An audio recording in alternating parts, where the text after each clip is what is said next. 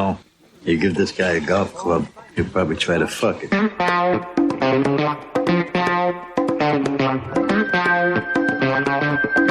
scruffy looking?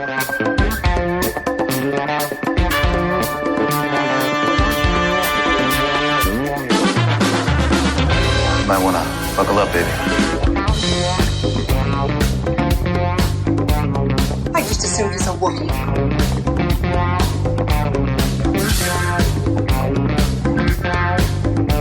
Hey, it's me. Everything you heard about me is true.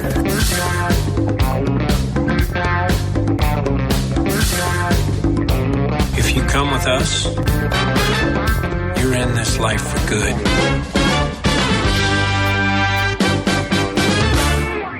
Hey, welcome to the Scruffy Looking Podcasters, episode number 245, I think. 5. Yeah. 245. I got it right. My name is not Jimmy Dice. My name is Ed Bossart. Welcome to all the creatures of the galaxy, from Ring of Kafrine to, I don't know, Bakura. We have a special pod. It's me, as you just heard, Mr. Christopher Hall. How you doing? Hello, good evening. You all right? Across the pond. Yeah, I'm good. We're raining here, but you guys, Mate. you know all about that. Yeah. Fucking pissing it down here. It has been all day. Absolute shit asses. It's rubbish. Yep. It's not great. Miserable as sin. It's Mother's Day here today as well. Oh. We just So, changed our clocks back, too. Yeah, shout out all the strong mothers out there. Shout out all the people that don't have any mothers out there who are just strong anyway. And shout out to all the Star Wars mums like Hera. And Ooh. Who else? Star Wars mums. Who have we got? We got Leia. Leia. Padme. What's Andor's mum called? I'm rubbish. We are, aren't we? Yeah. Carry on with your intro, Ed. Andor's mom. I'll tell you what. Google it. Shmee. Anyway, yeah, so like I said, we have a special pod. So Kev and Jimmy are not on for this episode. We have instead a collab, as they say, between two podcasts. The other podcast is Just Shillin', and they are teaming up with the Scruffy Looking Podcasters. And so we have Mr. Andy Bell, as you've heard in the past. Andy, hello. Good evening, gentlemen. Thank you for having us. Yes. Glad to have you, as always. And also we have Mr. Sean Hoffman coming in from California. Hello, everybody. Thanks for having me. I mean, it's nice that Andy was finally able to drag me onto the pod. You know, appreciate it. Forced, kicking and screaming on to the pod. Yes, absolutely. So yeah, we got two guys from England, one guy from Maine in the United States, and one guy from California, stretching, I don't know, most of the globe. But yeah, we do have hopefully a fun podcast episode for you all to listen to. We'll see. Remains to be seen. Yeah. Oh yeah. I have to do a joke, don't I? Sure. Yeah. Sure. I just picked a joke. I mean, you guys probably know this, but do you know why you can't hear a pterodactyl pee? Do you know? Yes. Yes. Yes. You do. All right. Yeah. Just say it. No, I want you to say it. The P is silent. Right? Yeah, you get that. That's not good. That's not good. And so is the laughter. Okay. Moving on. Sean, let's get the listeners to get to know you. Our listener to get to know you. Christopher is we do this thing where we do like a quiz, if you will, or a pop. I don't know, what do we call it? A get to know you questionnaire. It's for first time guests, just so one listener can get to know you a little bit better, and we can get to know you a little bit better. Is this all right, Sean? Are you Absolutely. Are you ready? As ready as I'm going to be, yeah.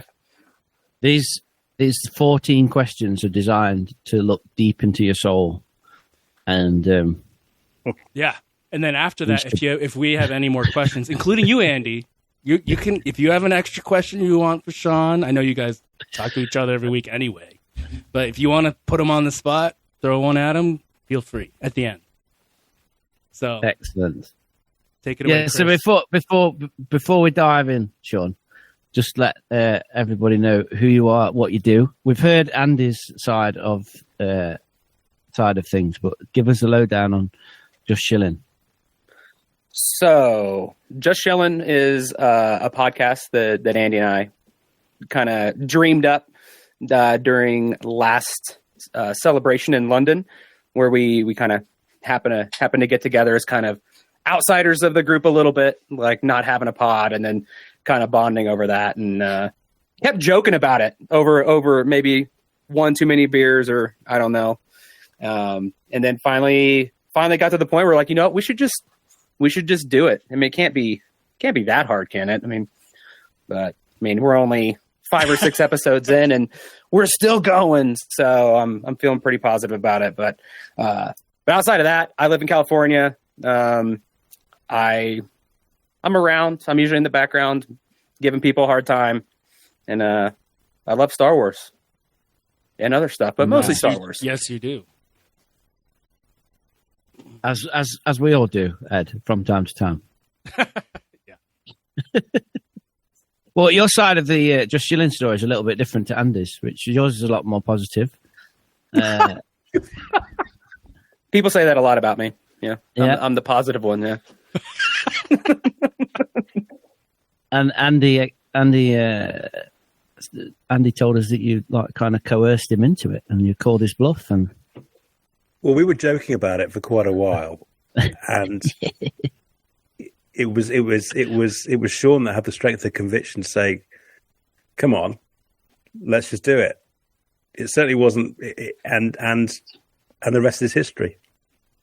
The rest is a beautiful relationship. I think spite and stuff kind of goes a long way for me. It's like, I'll make a joke, and then it's really kind of the, what if we did? Like, what if we just did it? And then here we are. Next thing you know, we're actually making a podcast. But I can't be the one to back down. Like, that's really kind of the meat of it. It's like it did start out as a joke, and then we kind of kept joking about it. It's like, what if we just went for it? And then I think a big part of it too is, like, to be more serious for once, just having a place to talk. Like, it's hard to talk online. It's hard to talk with people on Twitter, X, whatever the heck you want to call it, or Discord, and have some of those like meatier conversations about the things that you're passionate about. So finding that group, finding that community is really beneficial. And I can't sit back and complain and be like, I really wish I had somebody to talk to you about Star Wars with, and then I'm not actually taking the initiative and doing it. So it's kind of a forcing function. Yeah. We tend not to take ourselves too seriously because, Sean knows exactly what he's doing. I've got no idea. He makes me look good. So, it's a lot of fun. It's a lot of fun. And it's, we've had a week off because I've been working away this week, but looking to get stuck back into it again. You had some trouble getting home, didn't you, Andy? But we'll talk about that later. Yeah. It's all about Sean. Stop taking. This is like you're on Scruffy. You're interrupting people. So you're sorry. You're obviously. I'm just missing Kev. I'm missing Kev. Well, let me just hop in here real quick. I think Andy's had enough time to talk. I will say the sound quality, and I haven't really got to fully listen to you guys like through a whole episode because I listen while I work. And my company has been hacked, so I haven't really been working for 2 weeks. So I will get to listen while I work soon. But your sound quality from what I've heard from parts, yes, right, is better than the first 100 episodes of our podcast. Should I not admit this? Fuck. Am I editing this? I appreciate. I'm taking it as a compliment. I'm being honest. I don't know. It's on my list to listen to, so it's gonna happen. Life. Right, let's ask Andy these questions and dig their head out of this hole. So this started out as a quick fire questionnaire, but the first person I asked it to was Kev, and it took him forever to answer everything. So just answer it at your own pace, Sean, just off the top of your head. So this is about you and your fandom. So question 1, favorite Star Wars movie? Return of the Jedi. Correct answer. Well done. Gold star straight away. Yes. Least favorite Star Wars movie? Ooh. Are we talking about like the mainline? We're talking about the mainline ones. I can't be like Caravan of Courage. Yeah, okay. No low hanging fruit. Least favorite. Attack of the Clones. Yeah. I mean, that is the low hanging fruit of all of them. But yeah, I feel like it was. When was the last time you saw Caravan of Courage? In all seriousness, it's hard, even as an ironic watch. Yeah. I tried to watch it semi recently and I couldn't get far into it. So yeah. Yeah, it's rough. Favorite Star Wars TV show to date? Ooh. This is animated or live action? I think live action would be Andor, but I want to throw animated. I want to throw animated in there too. Rebels, by the end of Rebels, nice. Yes. Like that was good stuff. Yes, love a bit of love for Rebels. Are you a gamer, Sean?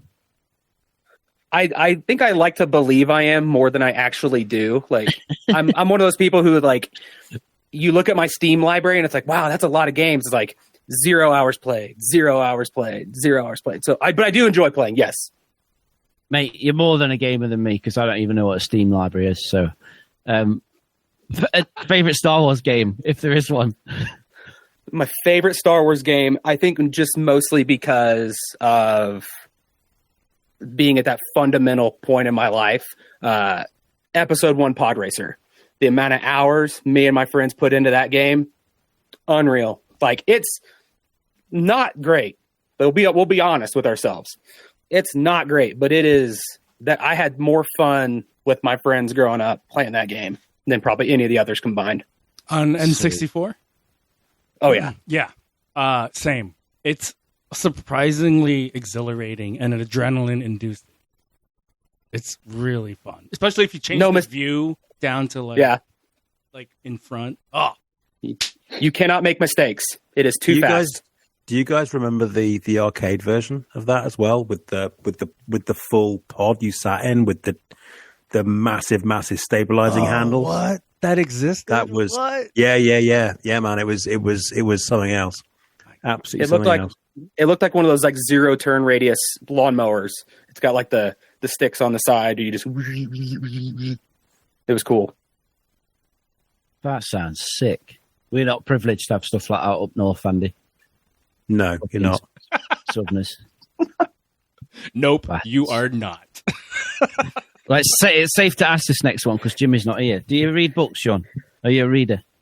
I can read, yes. Yeah. Have you got a favorite? Have you got a favorite Star Wars book? Yeah, and I don't know why I'm always so like not embarrassed, but like hesitant to admit it. But Lost Stars. Lost Stars is one of those books where it's just like, dude, I dig this. Like this is, I can't put this down. It hits the feels. It's good. Yeah, it's I like feels. Really good. Yeah, and it spans quite a bit of the Star Wars timeline. So that's nice. It's all right. It's no true Supercora, but it's good. it's decent. Fair. If I go to Legends, I enjoyed the Bane trilogy really a lot.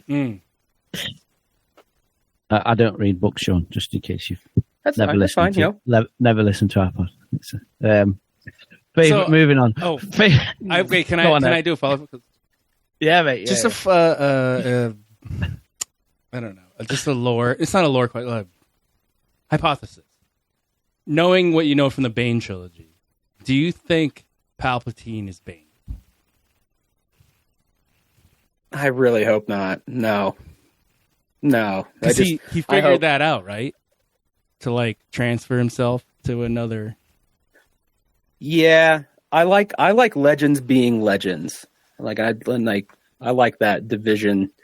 Like, because some of that stuff, I enjoyed those books, but some of that stuff was quite goofy. Yeah. Like the Darth Bane trilogy was good. It was really good on the front end. Then as it went through, like that third book was like, I need to see how this ends. The weird armor he was wearing, like that was weird. His like crustacean, like Davy Jones looking seashell head or whatever. I don't know. It was a book. I'm just visualizing. That's kind of how I. That's saw how it. I thought of it. Yeah. Yeah. Okay. All right. That's cool. Jimmy Dice is not even here. We're doing 15 minutes on books. It's fine. Yeah. Fuck's sake. No, that's good. This is good. I mean, Bane is canon technically because he's in Clone Wars. So we'll see. His body, his is visage like is his visage. Yeah. All right, thumbs up. You can move on. Thanks, Ed.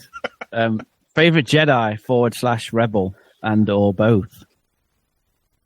Ooh, that's a tough one because I tend to lean towards the bad guys from a stylistic standpoint. Favorite Rebel or Jedi? I like how you said Andor. And hey. Andor Jedi. I'm like, wait, See what Andor? I did? I like Rey. Like I like Rey. Like I think it's just because she's so new and just like her design. I'm big on like the look and design of things. Her look in Rise of Skywalker. Perfect. Oh, Rise. Love it. Love every minute. I like the it too. white. Yeah. Just fantastic. I could look at it all day. Yellow lightsabers, the cherry on top. Sounded weird. That sounded weird. I'm sorry, but That's not weird at all. I was sat next to Emily in London when Daisy came out on stage, and she will tell you how much I screamed and cried at the thought of getting Ray back. So I'm with you all the way. nice. And the flip side to that, which you're obviously more excited about answering, favorite villain. Favorite villain. All of them. From a kind of a generic standpoint, Sand Troopers. I love Sand Troopers. I think those are love them. I love the look. From a more named character,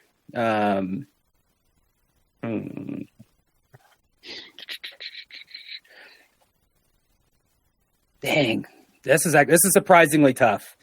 Good.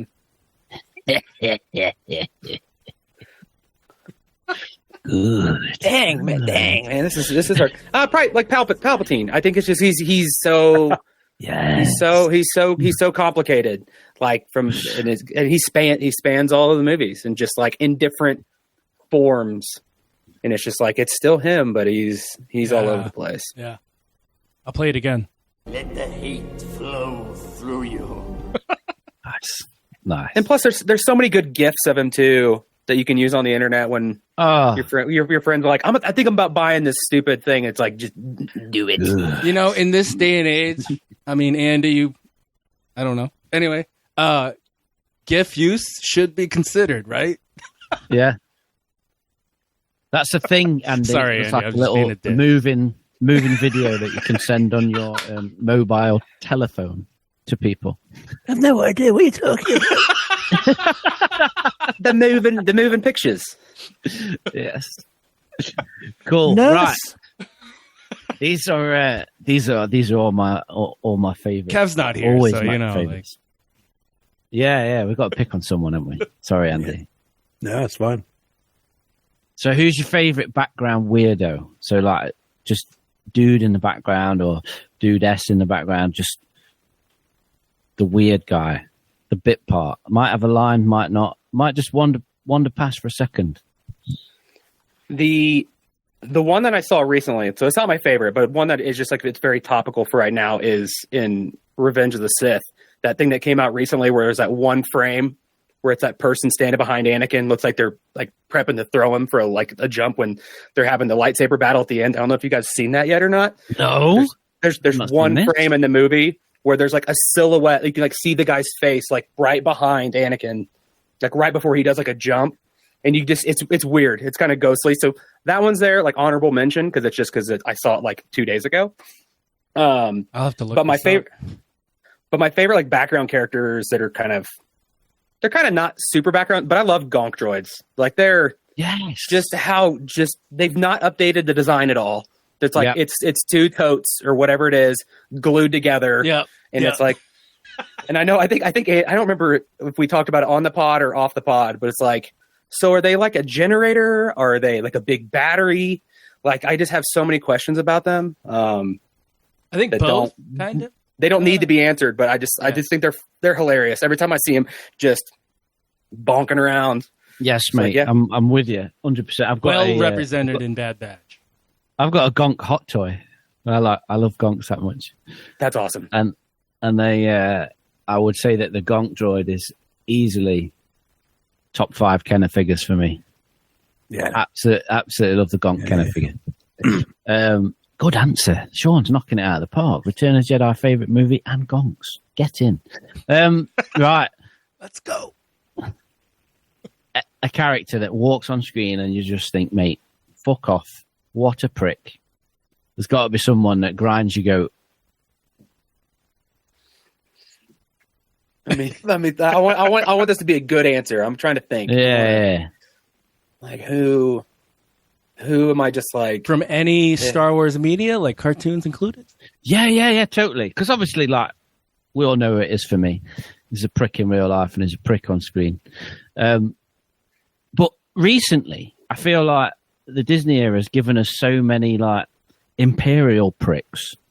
Yeah. Like, you know, these little bit characters that are just like, that have been portrayed really well as well. I mean, there's always all the nameless slime ball. I mean, they're not nameless. Somebody knows their names, but like the less memorable Imperial slime bags, where you're just like, it makes the hair on the back of your neck stand up. You're just like, nah, I don't like your vibe. Yeah. That dude in Bad Batch, they did it in that show too. Like. Yeah. See, but are you talking about Hemlock? No, the other guy, the I like something. Fucking Jimmy would know. The guy from the bar, the gambling. No, but he stuff. is also a prick. This previous season, last season.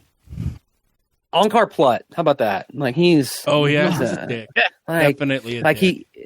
he feels like he's got that like smell about him. Like you kind of you smell it before you see him. Yeah, and you kind of like it wraps around the corner. It's not even like downwind. It just permeates. And I'm not a fan of that. 4-quarter portions. Rampart. Rampart's the guy I was thinking of. I Googled it. Google it. Excellent. Disney Plus content that you most like to see? I mean, anybody who's listened to our pod, plus Ed maybe, not Ed, would know. I'm on. I really like the everyman stories. Like I've got a billion Jedi stories, magic, mystical, fantasy stuff, but I want more of I think that's why Andor and stuff hits so hard for me. Like it's like I want to know like what everybody else is doing. Like we know that the Empire's doing all this bad stuff. But I like the low key nature of how they've been doing it with animation. Like every new animated show comes out, everybody, air quotes, everybody pisses and moans like who wants a cartoon, blah, blah, blah. By the time season 2 or 3 comes around, it's like, this is the greatest thing ever. We were patient and we got great stories.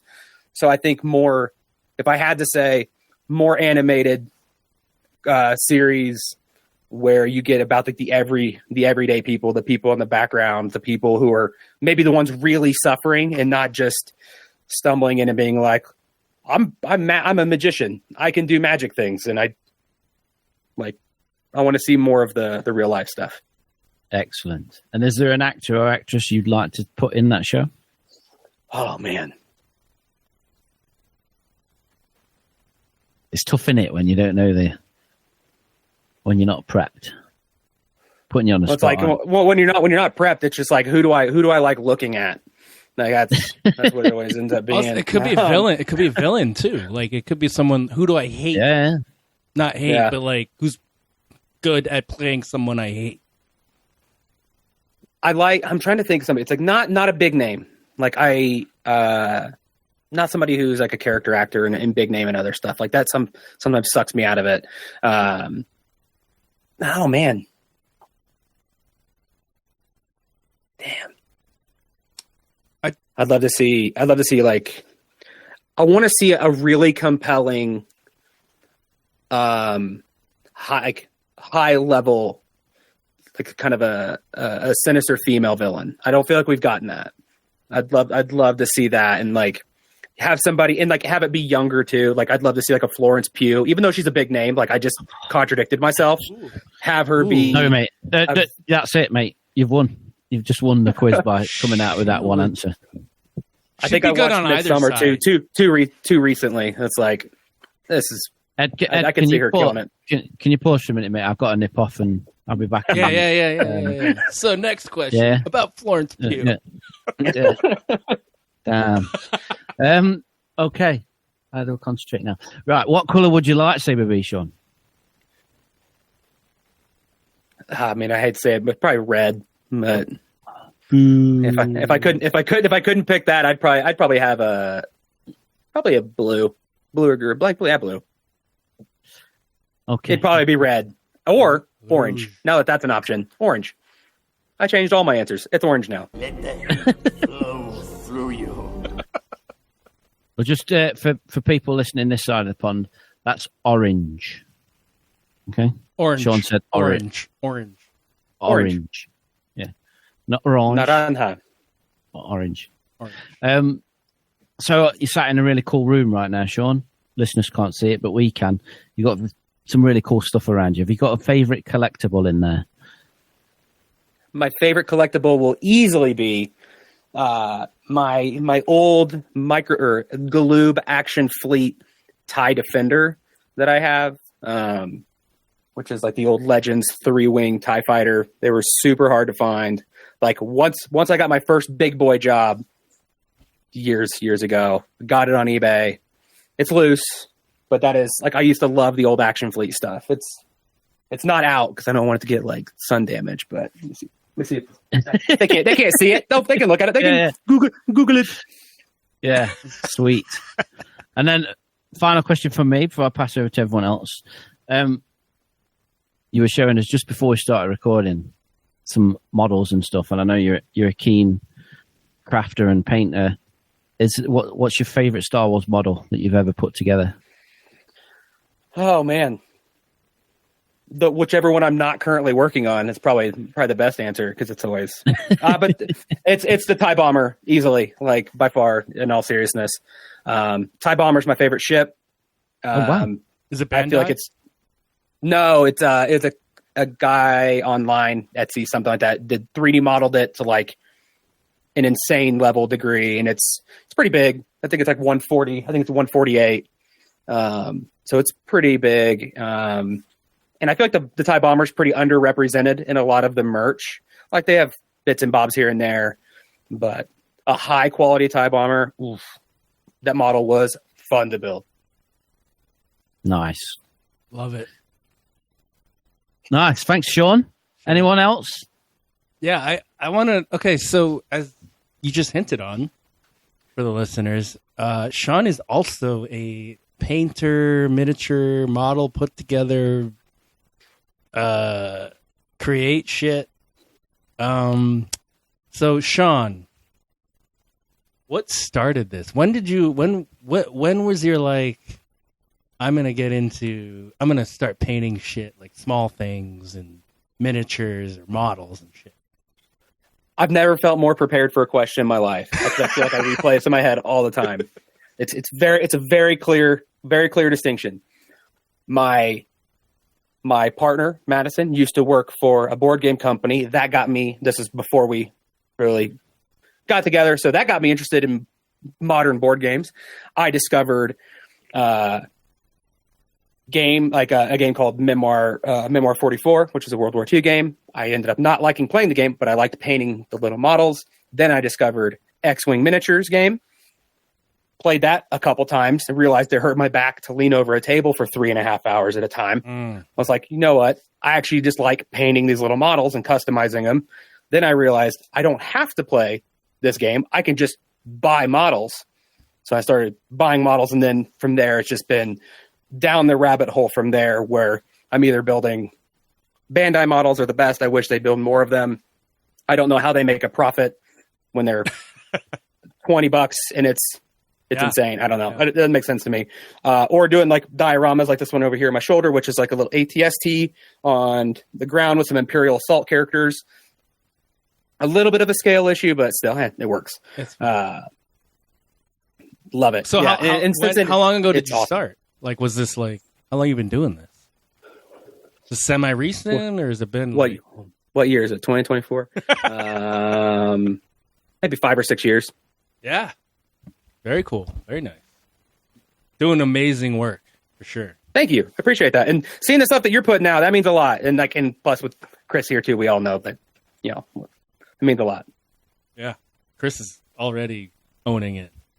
I mean, that was Oh, your mate, profession, dude. Fresh in the game, mate. I'm fresh in the game. Dude, it looks so good. The 2 droids you made, they're so good. We'll put that on I heard you Twitter do- for everybody to see. I heard you do scratch builds, so I'm collecting all my little leftover Greeblies and stuff from all my band. I have Ziploc bags full of them. All the cause they have spares, like usually like clear parts, gray parts, and all the little bits and bobs and extras. I'll create a little Ziploc bag for you. I don't know when we're going to see each other again, or maybe I'll just mail it. But Oh, There's- mate, that sounds. The word's got out, you know, that I'm doing all the scratch building, and the amount of shit people send me and give me.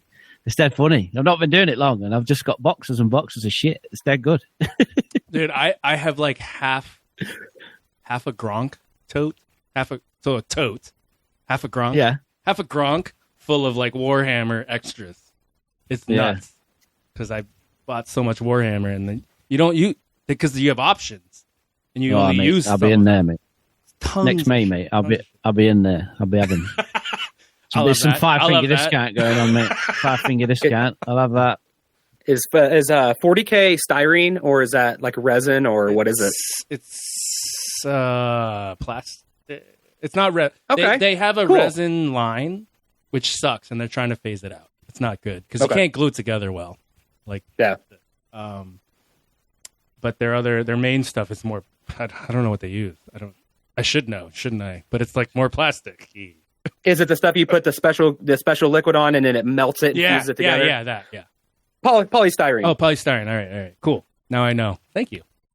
Well, it used to be lead, didn't they? They used to be like little metal. Oh yeah, lead it used to be figures metal. Yes, back for in the sure. day. That's fun to paint and have it chip off later. But okay, dude. I made a shepherd's pie tonight.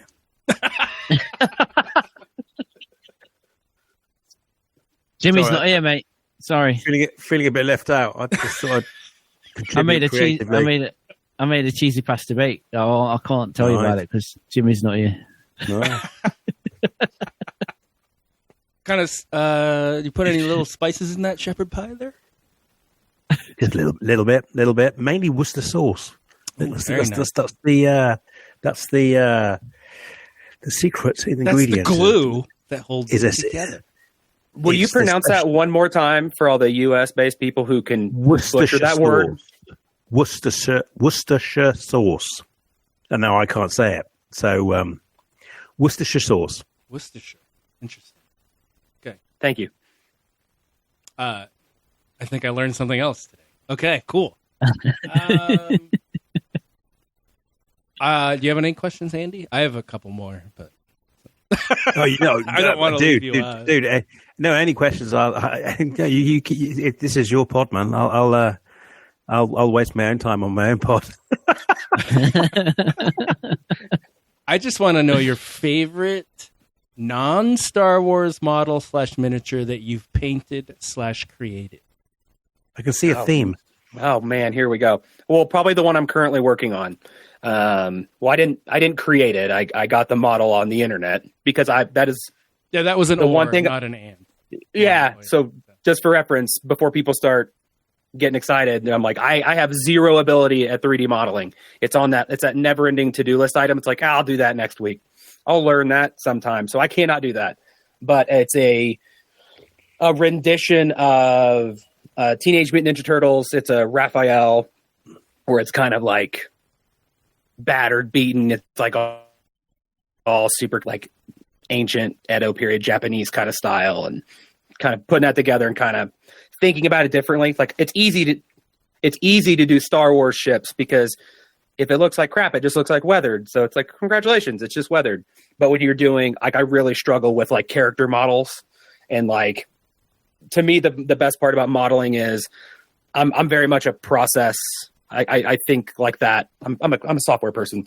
So it's like, what order do I do this in? Do I paint the shell or the body and then glue it? And then it's just, so I spend most of my time modeling, just thinking and like looking at it and trying not to redo my work and spend too much money doing it. But yeah, all that to say, this turtle model it's about 10 inches tall. I don't know what that is in centimeters, but is it there, Sean? Is it close by? It's out. It's out. This, yeah. I mean, it's all like, it's not super far down right now. It's all right. We'll just take a second. Dun, dun, dun, dun, dun, dun, dun, dun. And I grated some cheese on top of the shepherd's pie as well. Oh, cheese! I like that. What kind of cheese? What kind of cheese? I used a mature Gouda. On top of the that's also called Gouda. But yes, yep. So okay, Gouda. Sorry. Back to Sean. Oh, we're back. Okay. He's mostly black right now, but there he is, right there. Oh, he does have sick. Oh, that is wicked. Oh, yeah. We'll post this on Twitter too. Yeah, it looks really good. So where'd you get that from? I believe I got the model on Etsy, but I can't remember because, I mean, obviously, anytime you're dealing with this stuff, you got to be careful of like getting copyright. resellers and like supporting beyond copyright, supporting the actual person who created the model. And so what's funny is a lot of the resellers, pro tip, they don't remove the artist's signatures and stuff on the bottom.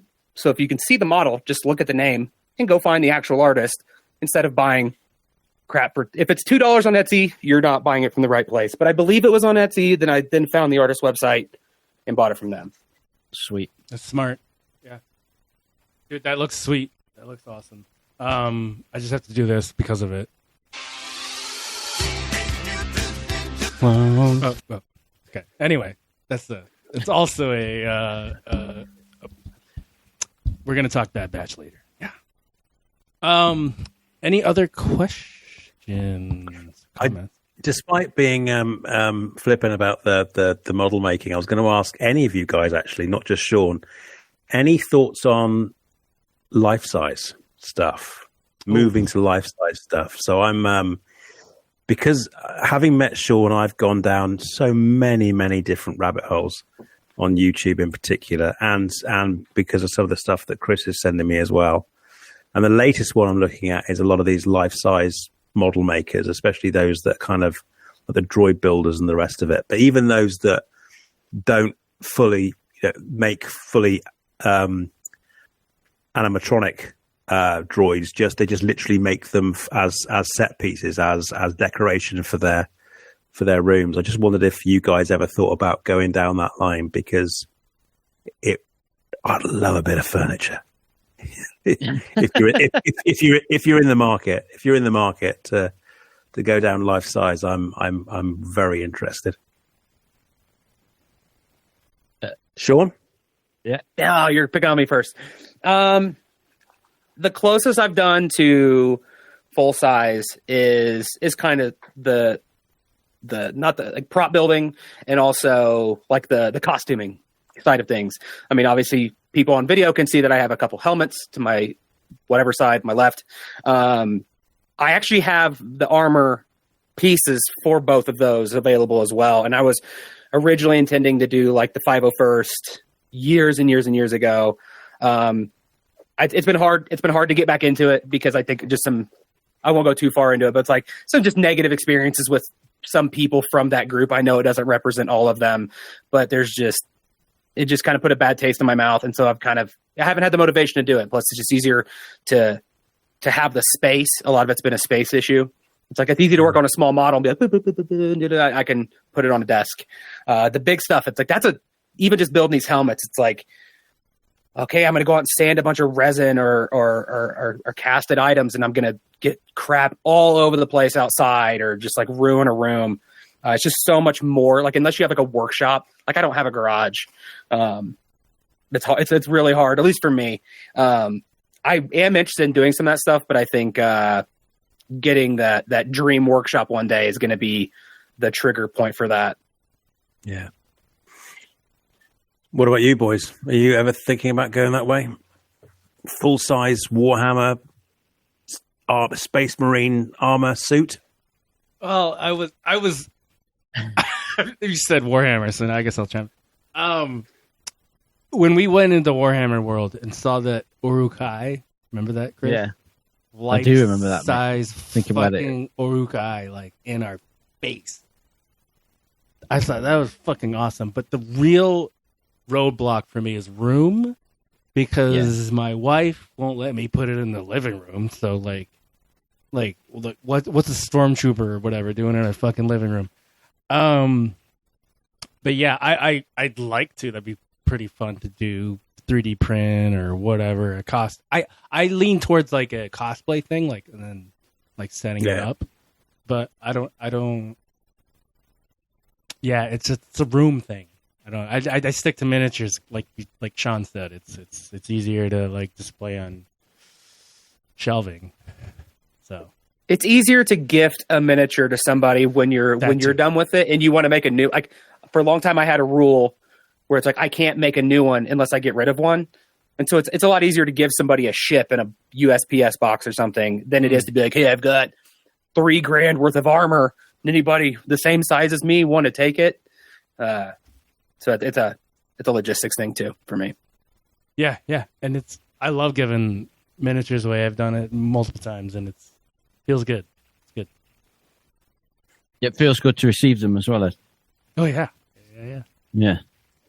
There's a guy on YouTube I follow. Is it SKS Props? And he does an awful lot of armor, Warhammer, and Gears of War and that kind of stuff. He does it in foam. He does it all in foam, and he's a clever guy. Clever guy. Anyway, I digress. Sorry, James. It makes it gives you hope for a possible TV show in the future. You know what I mean? Yeah. Good. Chris, how about you? Yeah, I assume it's a room thing, but I don't know. Yeah, it's a room thing. Although I've just finished the third scratch build, and they're getting bigger. So I don't know what the next one's gonna be.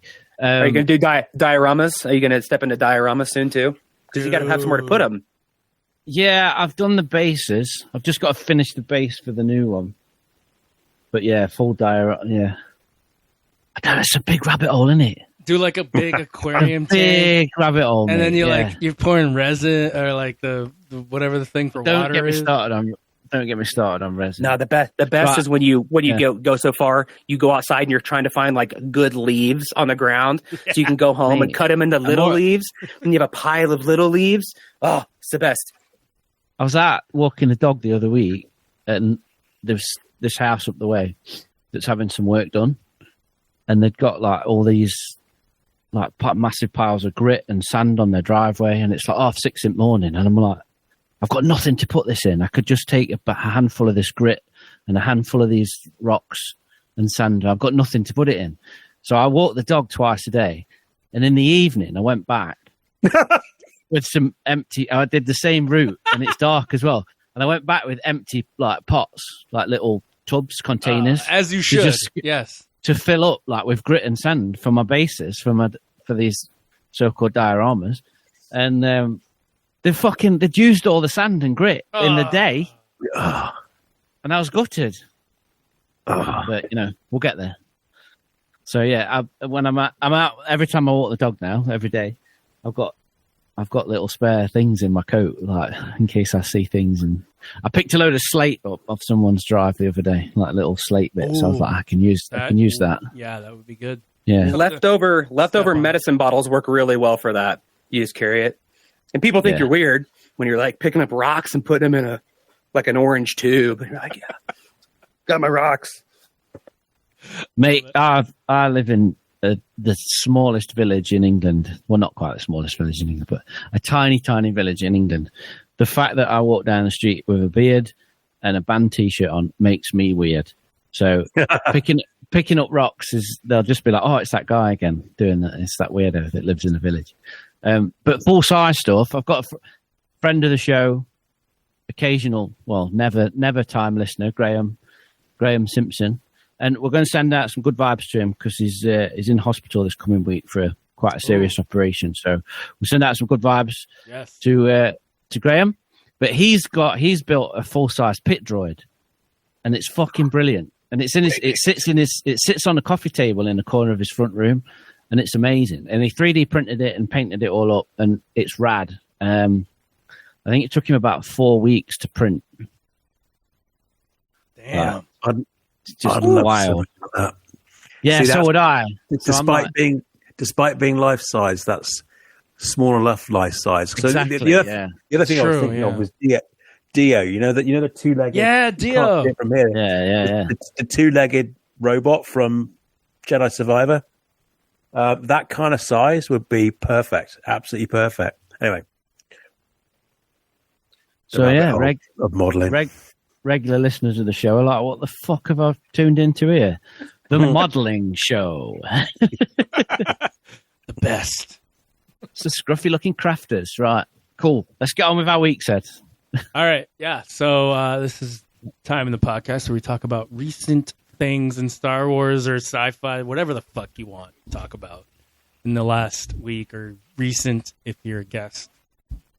I'll go first, I guess. The only real Star Wars thing I did was I played a game called Pictopia. You guys heard of this? It's Star Wars, though. It's Star Wars Pictopia. I bet this is like Pictionary, Andy. So it's a bunch of cards that are pretty big, like 4 by 3 inches. And there's 4 pictures on one side, and then there's questions on the back. And it's like, for example, it has 4 pictures from scenes from movies, and it's like, which 3 are not starships that are going to Endor or something? You know what I mean? Like that kind of question. Oh, yeah. But the cool thing, like, I played with my girls, and they're like, oh, you're going to win, which I did win. But it was closer than I thought it would be.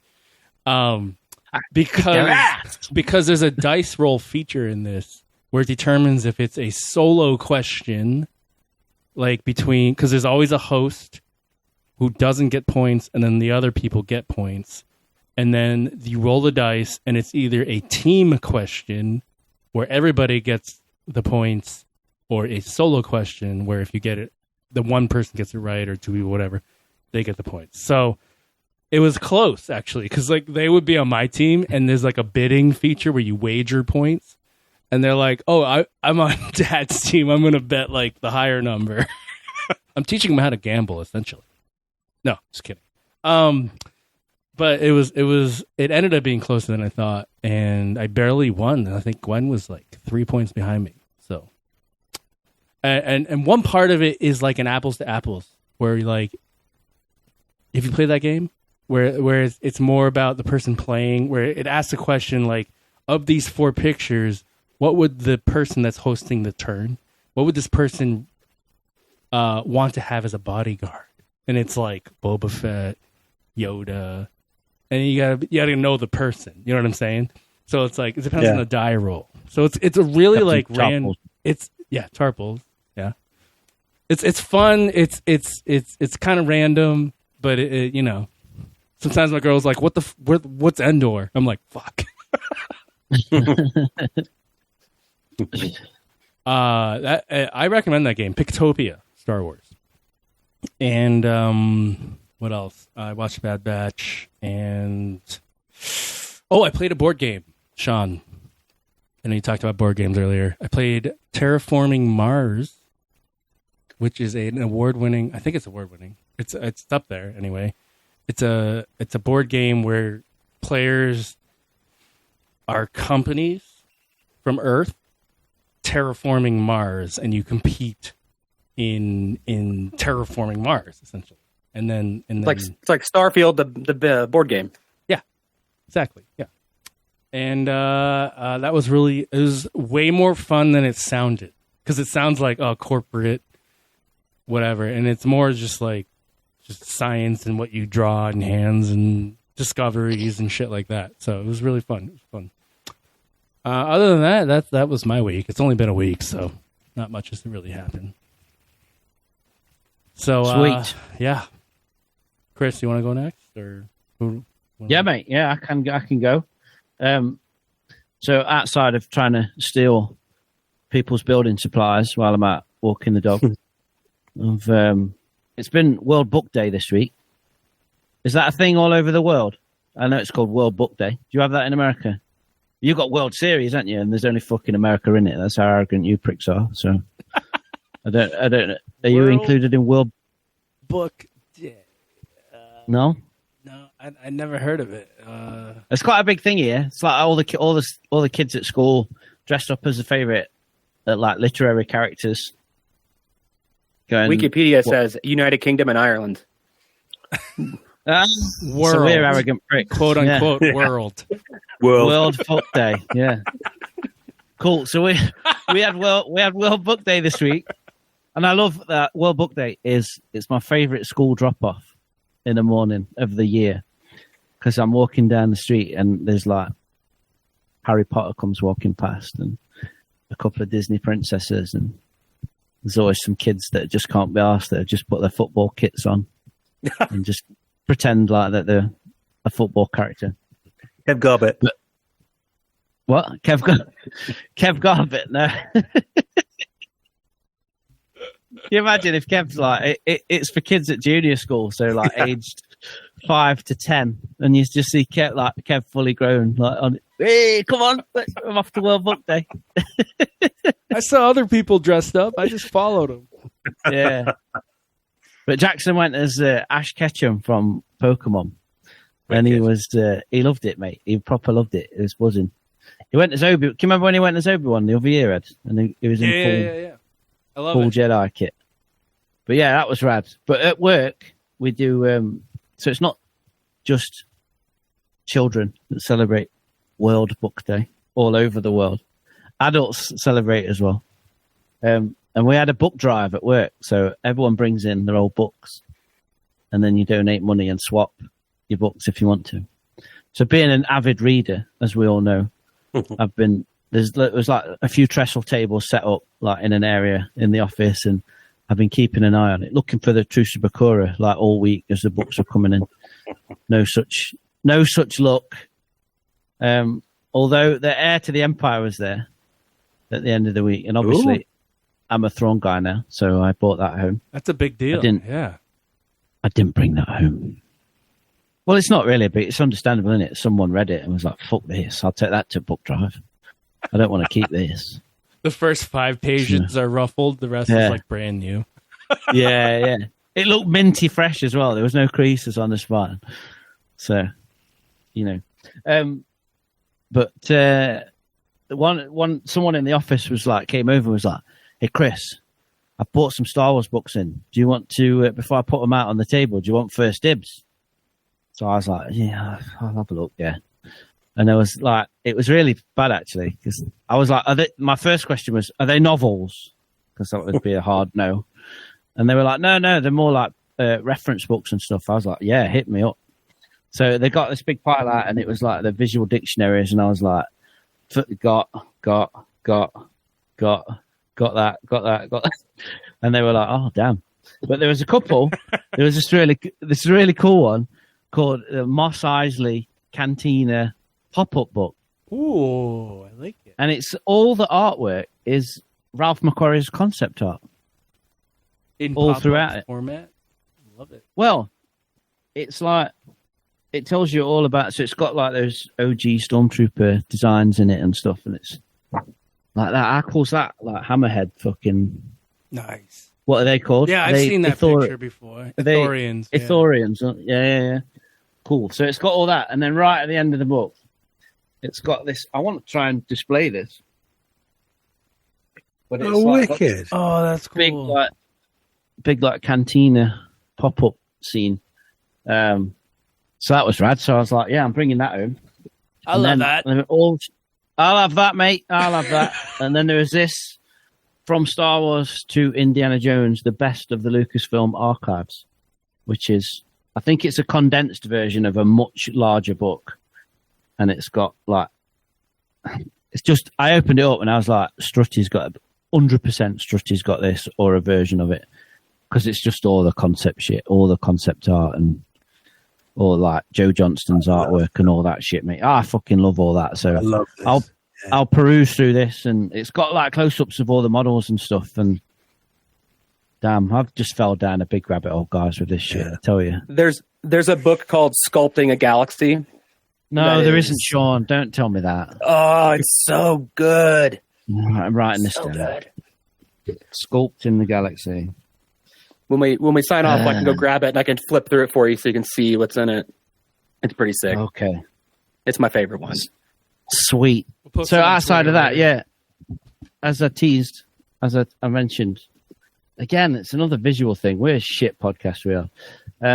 But I finished my third scratch build. Oh my god, So that I've looks really got good. this. Are you shitting me? Oh, dude. So I'll take some photos. I'm still working on the base, and then I'll do the glamour shots and that. But this is all just junk, like washing up bottles and shit like that, and closed pegs and stuff. But it's cool. I think I'm done modeling. I think I'm done. Yeah. I'm mad. yeah, I think- I'm well into this shit. I am.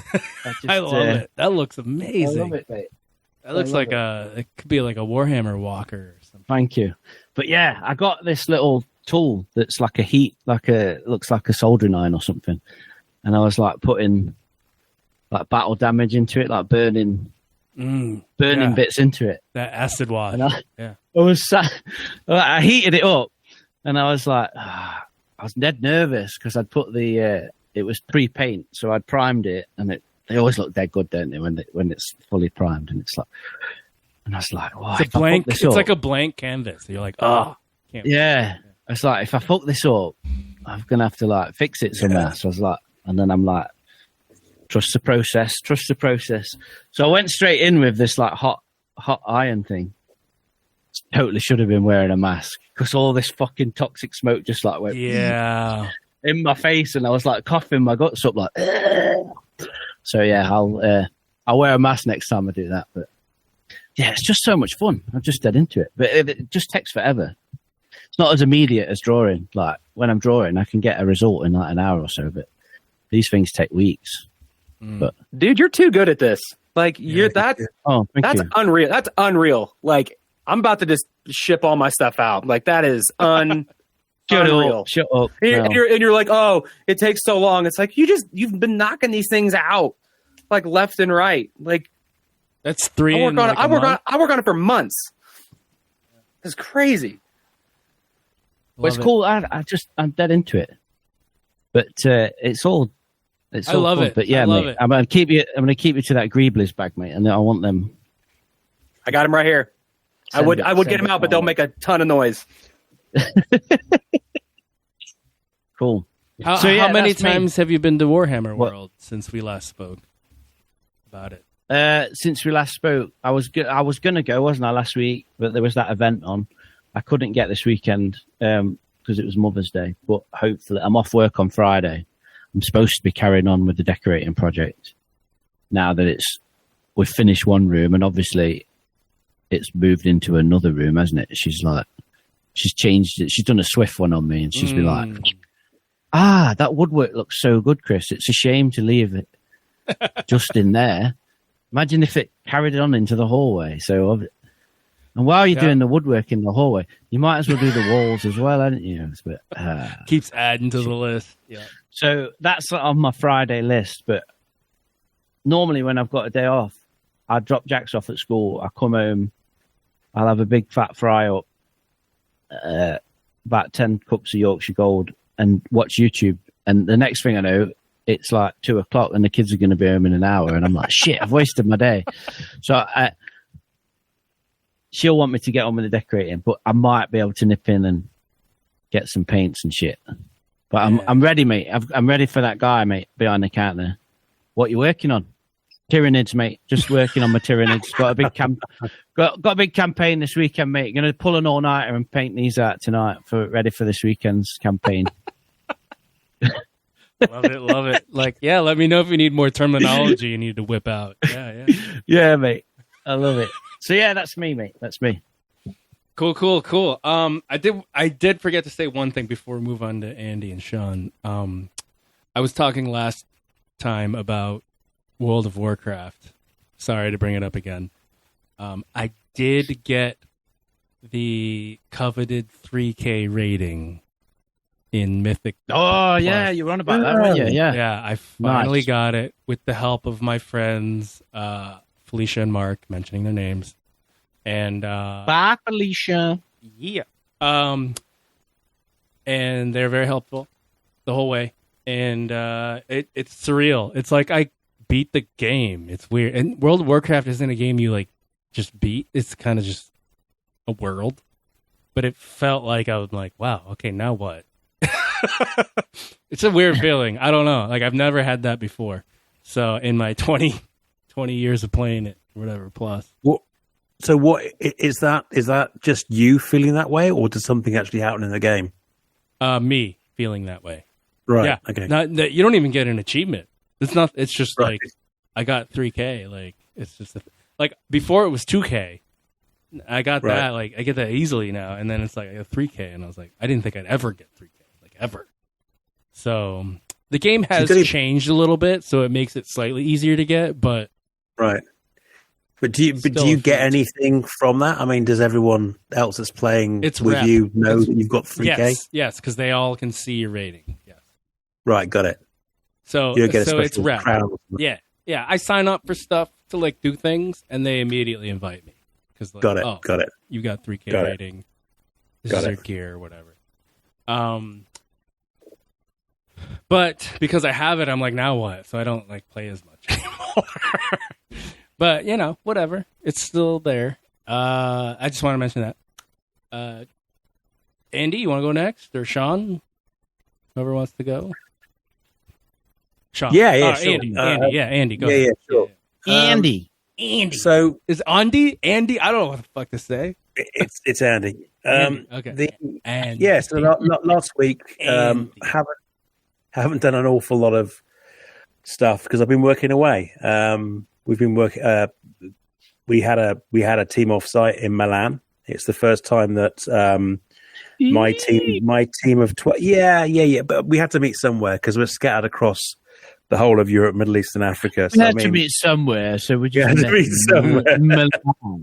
Well, Milan. you say that, but it worked out the most economical for all of us to kind of get this place that we hired out, and so I've been there for a week, which has been good fun. Had a bit of a nightmare getting back, as I know you guys already know. I flew into one airport in Milan, and I was scheduled to fly out from a different airport, except nobody told me that. So naturally when so I turn up at the airport, me assuming it's the right airport because it's the airport I flew into, and I go to the flight desk and say, hey, my flight's not here, and they said, yeah, because it's at a different airport. Oh yeah, how far is that airport? About an hour and a half away. Oh, mate, what a shitter! I'm not going to make it, am I? No, you're not, sir. No, you're not at all. That's rough. That is. So, that got a little bit stressy because I hate flying anyway. So that kind of just added to the anxiety I was feeling at the time. But luckily, the airline themselves came through and said, "Hey, I tell you what, if you're okay paying this little bit extra, we'll refund you the ticket from the other airport, and then we'll fly you out on this later flight from here." And as a result of that, I only lost an hour. So I was really chuffed with that. That's all right. Very nice. The airline actually really, really looked after me because they could see I was not particularly happy. I was going to say an hour and a lot of stress. I mean, when you book flights, right? I mean, you typically assume that you're going to fly in and out from the same airport. Right. It never ever occurred to me. I mean, it's my fault because I didn't check the itinerary, but I kind of assumed that when I booked the tickets, it would be the same place. But no, it wasn't. So that was a lot of fun and laughter. Apart from that, since I last spoke to you, lovely folks, I've seen Dune. Part 2. And I won't go part 2. Sorry, and I won't go into detail because I'm going to wait for you, Ed, and you, Sean, to watch it. Thanks, Andy. And Chris, I'll, why not Chris? I don't know. I have no idea. I have to say, I do understand why some folk may find the first part 1 a little bit slow, because it's building up to, it's building the narrative and creating the plot and everything.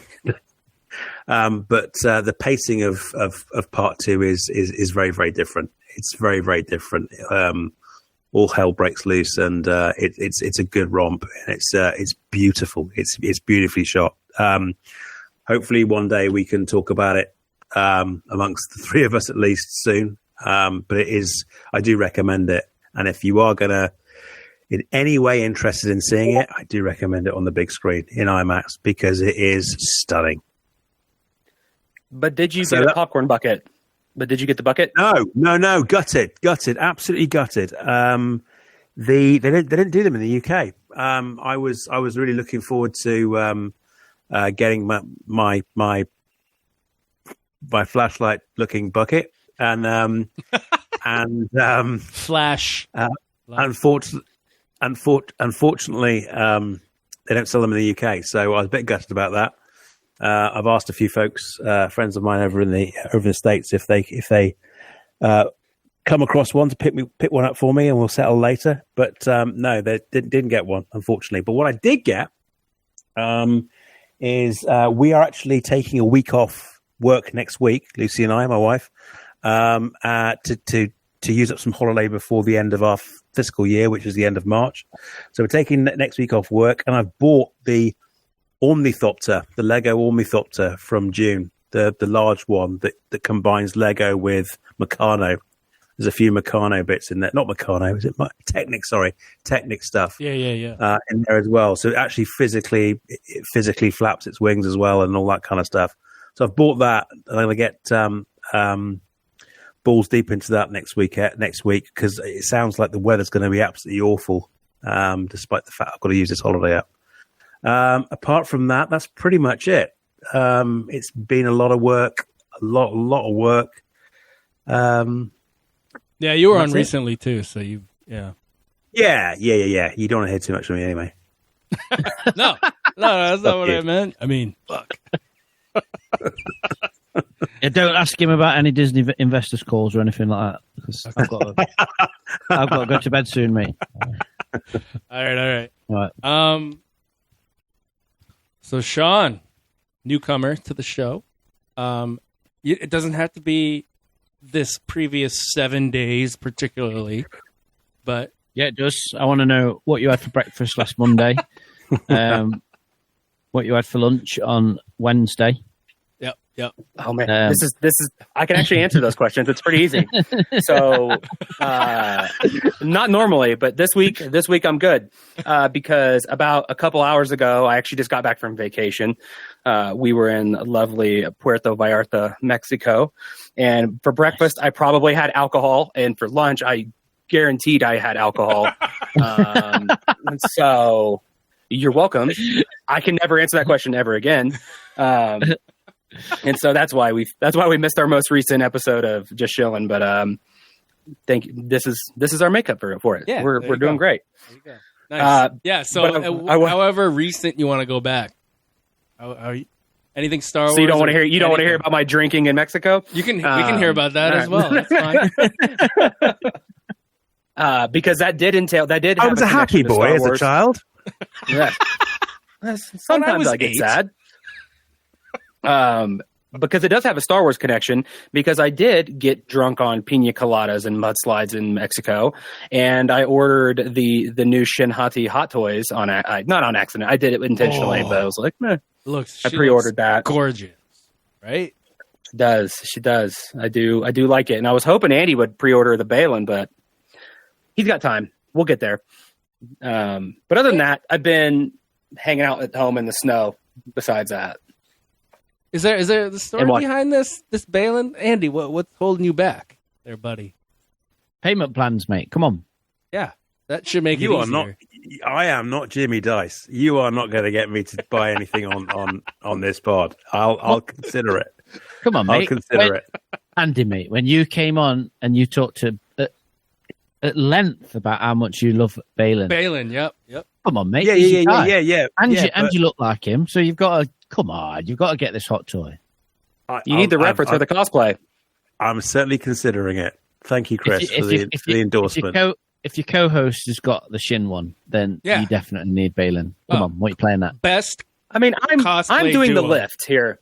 I'm doing the lift. I have a wig. I've got commitments to do the makeup. I'm not trimming the beard. I'm sorry. It's just going to be. It is going to be what it is. Bearded chin. And it's, all you have to do is I don't know, put on like a bathrobe or something. I don't even know. Yeah, black bathrobe and like a lightsaber, whatever. I have an extra. Okay. To explain to folk that may not know what's going on here, Sean has this idea that in Japan we go and cosplay as Balin and Shin. Shin. And he's already bought the wig for Shin. Yeah. So what you've It's seen, a great wig, by the way. And Good wig. the joke started as a podcast, and now that's happening. And now phase 2 is cosplay. Yes. And it's about the slow burn. It's about the long con. We're going to do it. We've got plenty of time. It's the Palpatine method. Yes. Yes. Good. we shall see. We shall see. Andy, I shall watch your podcast career with great interest. But outside of that, I've watched Bad Batch, but we could talk about that in a minute. One thing I've picked up recently. I mean, I don't know. I know you guys don't listen to my podcast, but I've been listening to. I've been watching. I've been watching all the Oscar-nominated Best Picture movies. It's something we picked up. My girlfriend and I, we picked up years ago because a local movie theater hosted this thing where you can watch all 8 or 9 of them over 2 days, just back to back to back in a movie theater. And we're like, that sounds like a bad idea. Let's go do that. So we just kind of got hooked on it because it's all these movies that we would have never watched because half of them are no-name films and some of them we've already seen, so we'd skip them. So now that we don't live near that, we just kind of do it on our own. And so we've watched some more recent ones are Poor Things. We've started Zone of Interest, which is wow, it's wild, but it's something really cool we've been doing. And outside of that, I picked up Shogun recently. Is that good? There's only 3 episodes. Say? It is. I'm not going to spoil it because it's only 3 episodes, but it's Game of Thrones in the kind of the Edo period or kind of historic Japan. It's not a spoiler, but I want to see Andy's reaction to this of the end of the 3rd episode got a little cheesy. Not cheesy, but it's tone shift. But it's a good show. It's really good. I'm really enjoying it. So you leapfrog me, mate, because I saw 1 and 2 when you and I last spoke. And because I've been away, I didn't get to see episode 3 yet. But yeah, I'm loving it, man. I'm absolutely loving it. I've been drunk in Mexico and I'm keeping up with shows. Well, you committed. What can I say? He's all in. Committed man. to the bit. He's balls deep. Yeah. Yep. He's balls deep. That is 2 more times than I thought I would hear that on this podcast. It's interesting. No, it's good.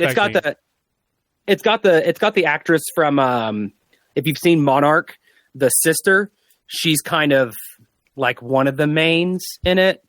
A totally different vibe though, but it's you kind of look at it, it's I recognize her. What is she in? And it's oh, it's a sister from Monarch. But no, it's really good. It's if you're into that kind of period of time and you like the kind of not political, but kind of social intrigue of Game of Thrones, I recommend it. If it's only 3 episodes, it could go to total shit before we know it. But those 3 episodes were good stuff. Yeah, Kev would love it. Kev would absolutely love it. It's really good. I'm finally getting into For All Mankind. I got through the first 2 episodes and I'm I'm in. I am, like I said, balls deep on that. Now they just discovered the thing on the moon. I don't want. Is that a spoiler alert? I don't know. the water on the moon, ice. It's not spoiling. Andy talks about it on our podcast. Yeah, and I am hooked. Line and sinker, baby. I am in. I am all in. So as soon as I get back to working, I watch everything and listen to everything while I work. So it's just funny because I haven't been working, so I haven't. You keep using this term "working." Yeah, it does work. It's a weird I don't know how thing. he does it. I've witnessed it, Sean. Yeah, I've sat next to him in the same room while he's been working and listening to live Lord of the Rings commentary from me. Yeah, and still getting his job done. It's good. It's interesting. It's weird. Because I've been doing it for so long, so it's just like a thing. Yeah. Anything else, Sean? Sorry, didn't want to. Just snow in Tahoe. That's all we got. Other than that, that's it. Right. Forgive my ignorance here. English, small-minded person. Don't you live in California? I do. What are you talking about snow for? So California is a very big state. Okay. It's, be prepared very to be big educated. No, this isn't uncommon. This is common even in the U.S. People are like, "Oh, you live in California. You live in Venice Beach of SoCal, like where the Sithless guys and like all like SoCal, that down low where it's very, very warm and like those guys. I don't live there.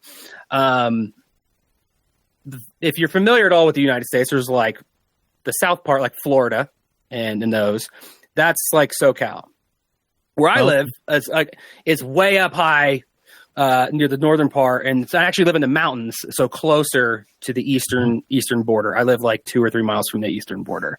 I'm in the mountains. Last year, we got record-breaking snow, which was as high as the second story. Like we could step off the snow onto the second story roof of our house. That's how much snow we got. Wow. And yeah, so if you look up Lake Tahoe, that's where I live. It's extremely deep, extremely big, warm summer beaches, but also cold frickin' winters. It's a big ski town. What was the recorded amount of inches? Like, it depends on where you are. If you go up to so if you ever heard the story of the Donner Party, that's where we're still talking about penis. Yeah, isn't it's 3 in the average. Anyway, what? Sorry. 3 yards, maybe. That's huge. It's huge. Yeah, I saw your pictures you sent in the Discord channel. That's ridiculous. Help. Yeah, help. It hasn't been this bad this year, but we've been getting pounded the last couple of weeks. Heyo. Yep. Crazy. Yeah, you got all our snow because in Maine we usually have snow, but this winter's been pretty mild, and now there's like flooding today. Weird. Been weird. You're welcome. Humans are welcome. Fucking the earth. Anyway. All right. Are we transitioning to? Yes. All right. You got to do it like Jimmy. Right. Thank you, everyone. We're now going to transition to greatness, and we're going to talk about the latest in Star Wars news. Sure.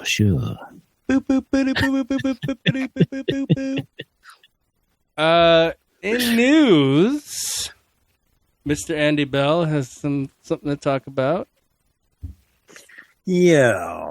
So I think Sean's already kind of let it out the bag, but we've saw some new hot toys coming or being announced for pre-order. We've got Balin and his partner Shin Hattie. Get that. Come on. Get that tab open. So when's that arriving? When's that arriving, Andy? .com. I have no idea. I just pre-ordered it. I didn't look at anything else. Andy. When's Balin arriving? Andy. Balin. I think there's a problem with my headphones. I can't hear anything at the moment.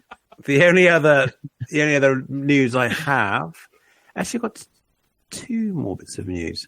So there is new content for Star Tours that's been announced to include scenes or simulations of flights during the ride from The Mandalorian, the Ahsoka, and the Andor series, I believe. So I don't like that it's random. I feel like you should be able to choose. right? Yeah. It is random. Like you get in, you're like, it could be one you've been on or one you've not been on. Like, but it's not even. It's random every ride, isn't it? I mean, it's not even. It's not even random for a day. So if you go one day, then the next, it's going to be a different setup. It's actually random all the time, right? For every single ride. Because I've been, Chris, we were talking about it offline earlier on. I've been to the one in Disneyland Paris, and I was so stoked because I went to Disneyland Paris quite a few years back now. And it was the most advanced thing at the time that I could ride with my family. We were back straight on again, and it was totally different the second time round. So I guess it keeps 7 years ago, back when I used to go on Star Tours. Sorry. When the Europeans opened their own version of the Disneyland parks, my good wife and I were privileged to go to the opening, and we ended up riding on it. Sorry, go on. I think your headphones messing up again. Yeah. I think they were. I think I got some crap through on my. Got some feedback there some way. Blu-ray. So well, two things are happening. One is the distribution rights for Disney are going to be covered by Sony going forward. So Sony Entertainment is going to look after the distribution rights for all physical media for Disney. And as a result of that, Andor and Kenobi, or Obi-Wan Kenobi, have been confirmed as being launched or released later on this year, which is great. And we know of one young lady in particular in the Southern Hemisphere that's going to be very, very excited for that news. And I'm sure that all of us between us, she's going to probably end up with 5 or 6 copies of each of those. But anyway, and then lastly, one thing I've just picked up, literally breaking news in the last couple of seconds. Saber, and this is for the gamers out there. Saber was a company that was managing the KOTOR, or the Knights of the Old Republic remake. They've been sold by their parent company. Initially, it was very doubtful that the KOTOR remake was going to happen.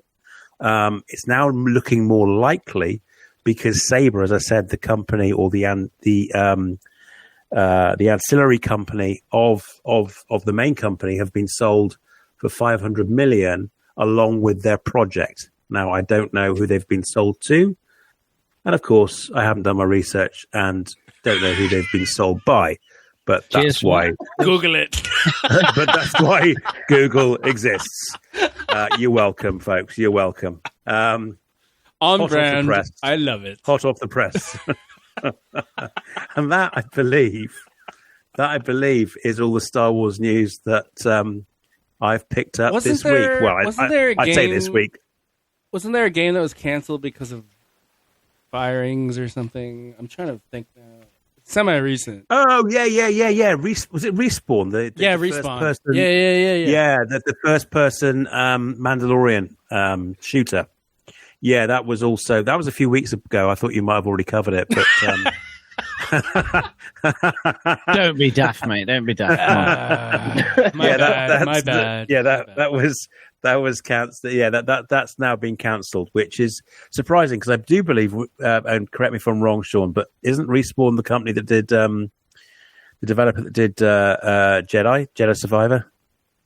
That sounds right, but I really have no idea. Let me Google it for you. throw me under a bus. Google All right, gamers. Google All right, gamers. It. Yes, Fallen Order. Yes, Titanfall, Fallen Order, Jedi Survivor. Yeah, looks right. There you go. Which they've got a lot of faith in. I mean, they've sold a ton of these games, and a ton of these games. They've done really, really well for the franchise. So I'm really surprised that this first-person shooter has been cancelled, because I would have thought it would have been in safe hands. But like every other tech company at the moment, they're holding on to the purse strings, and they're all and getting fucked by Helldivers too. By the way, yeah. Which I've been playing, and it's fucking amazing for $40. Yeah, I've been watching Horseplay, a lot of it on Twitch. Unfortunately, time zones don't match up most times, but so I'm catching it on catch up on Twitch. But yeah, it looks fun. Looks like a lot of fun. It's amazing. It's amazing for sure. Check out Grandad on Twitch, man. I'm impressed. He's up on the video game industry, which is really awesome. I love it. I'm down with the kids. Just be careful how you say that. with.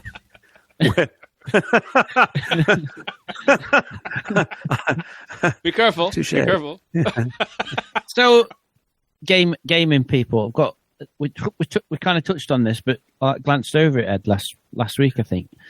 Matey boy, old lad himself, Ahmed Best, recently posted a photo. Oh, yes. On Instagram with like mocap things all over his face. And one of the hashtags he used was Activision.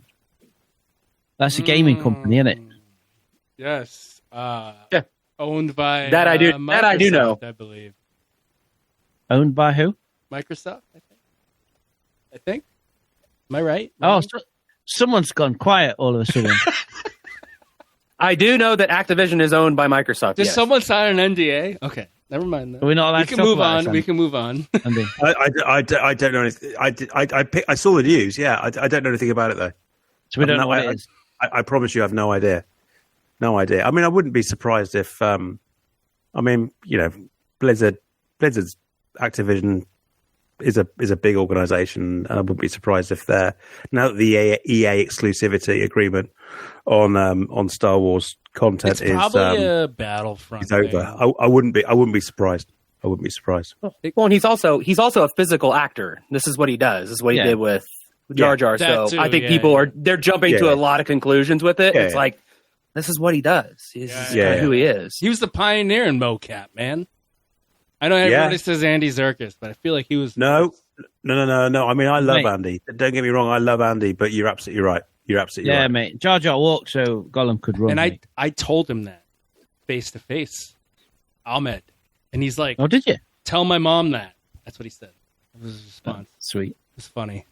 I'm like, "You are the pioneer." Cool. We love Ahmed here on this podcast. So. Good news section, that Andy. Well done. Thanks. Thanks, buddy. You can come again. That was really good.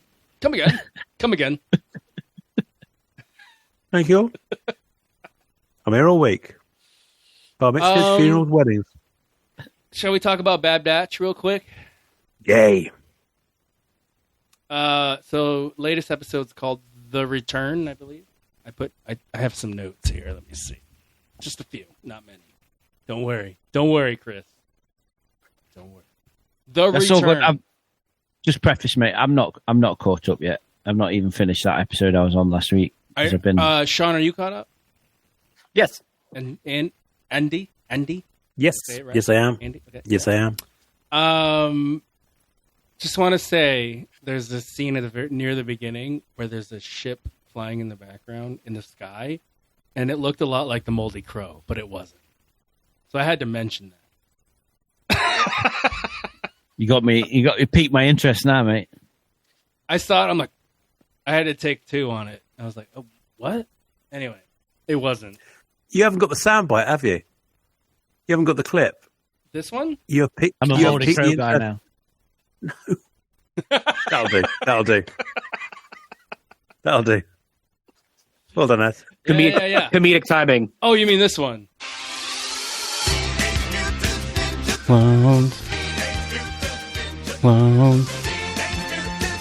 We'll get there. Helmet. Clones. Yep. We're talking about Bad Batch. Spoiler alert. Anybody? Chris, you want to do it? No. Once more, the Sith will rule the galaxy, and we shall have spoilers.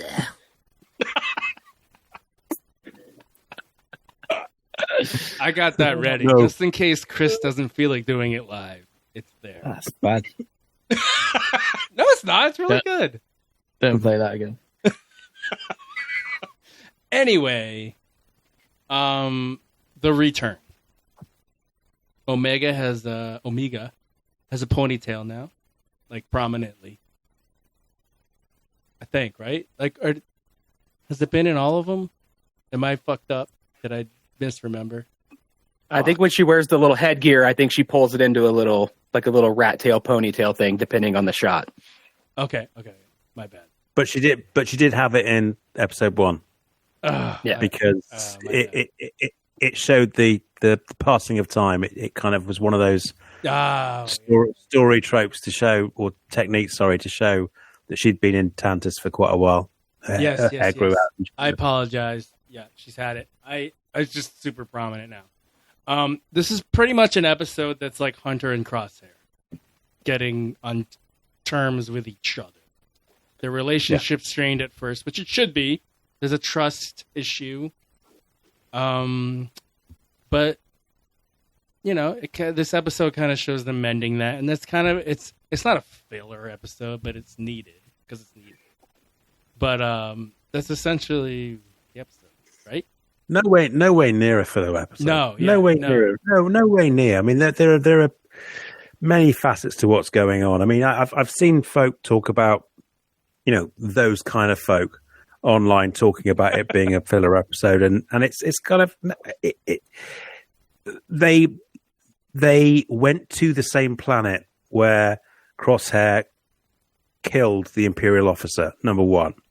Number two, it was the same. He killed the Imperial officer because he finally came around, woke up, if you like, to the oppression that was happening with his fellow clones, with his brothers.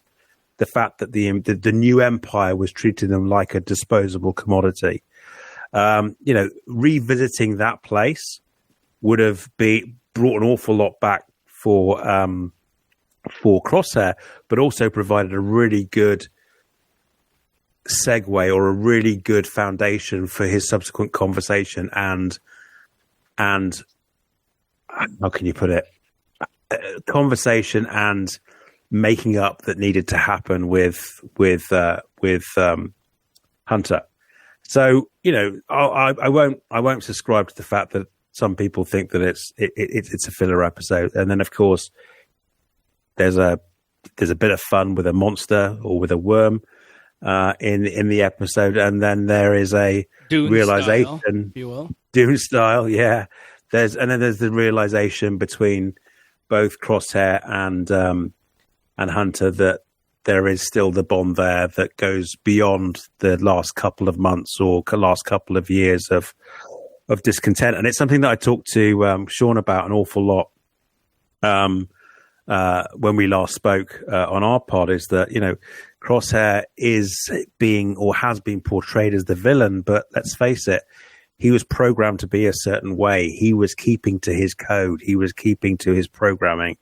It was the other guys that were, whether it's morally right or not, he was less faulty than the other members of the Bad Batch. It was them that had rebelled against their programming. And to Crosshair's point in this week's episode, it was he thought he was being a good soldier, which has ultimately been the premise behind his position and his confusion as to why his brothers have gone a totally different direction.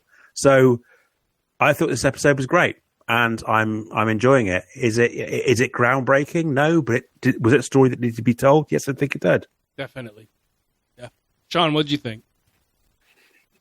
I thought it was really good. There's kind of two pieces to it. One, I've mentioned it about the previous episodes, but having kind of Chris as a captive audience here too, I want to say, I'm interested to see his reaction to this season, because I feel like there's a couple shots in each one of these episodes from the season where they went a little bit higher budget, I think, on the quality, the shots, the visualizations.